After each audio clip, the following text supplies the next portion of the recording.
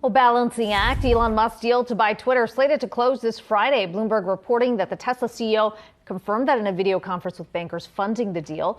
The timing, though, making some people nervous. With less than 2 weeks to go until the midterms, there are growing concerns about social media companies and how well they're equipped to handle disinformation and content manipulation. Let's bring in Yahoo Finance's Alexis Keenan, who's following that story for us. And so, number one, we're looking at this timing potentially a little clearer if it closes on Friday. Yeah. How quickly, and that's a big if, how quickly can Elon Musk move to change the platform as some have speculated he would? So I've heard some legal experts say, and whether they're the right ones or not, but they say it could happen immediately. Look, it's going to be a private company. He could turn this thing on a dime. So this makes it a very interesting and delicate time, really, for Elon Musk to be taking over this company because you do have midterm elections coming up November 8th. And these companies, social media companies, Twitter and the rest of the major U.S. companies, they're all tasked with having a really robust content moderation policy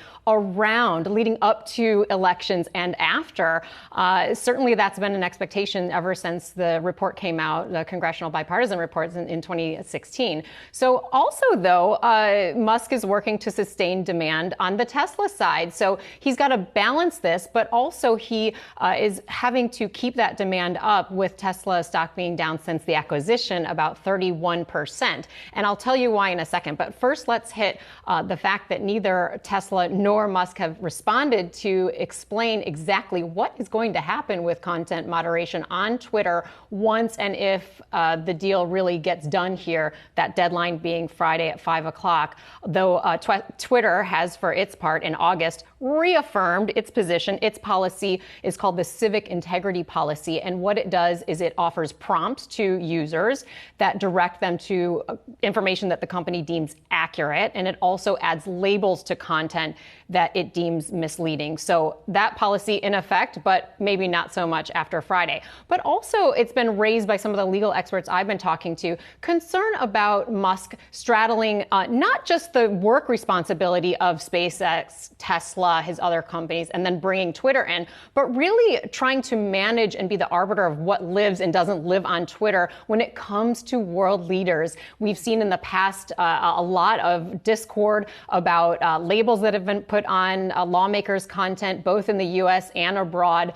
That's still going on recently with lawmakers in Ukraine, in the Russia-Ukraine conflict. And so does Musk want to be in that position? That's a question that I hope he answers soon. It's going to be a difficult balancing act once he is faced with those decisions. You have to wonder what his feed is going to look like, too. I mean, you're talking about global leaders. I mean, he has sort of meddled in or weighed in on what happens with Russia, Ukraine. He gave that interview with the Financial Times where he talks about what should be done with Taiwan. When you are leading that very platform where the discussion is happening, you know, sort of do the rules change? And the larger question everybody keeps asking is, what does it mean? Those people who were kicked off the platform, like a Donald Trump, are they going to instantly be reinstated? We don't know.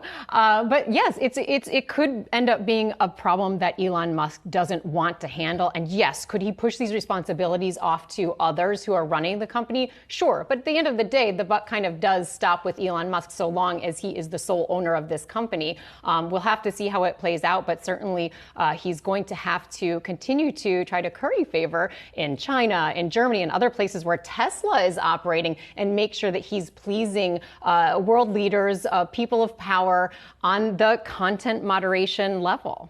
And we don't know for sure that he wants to be the CEO and he's going to be running. We do not know. So all to be determined there. Alexis, thanks so much for that.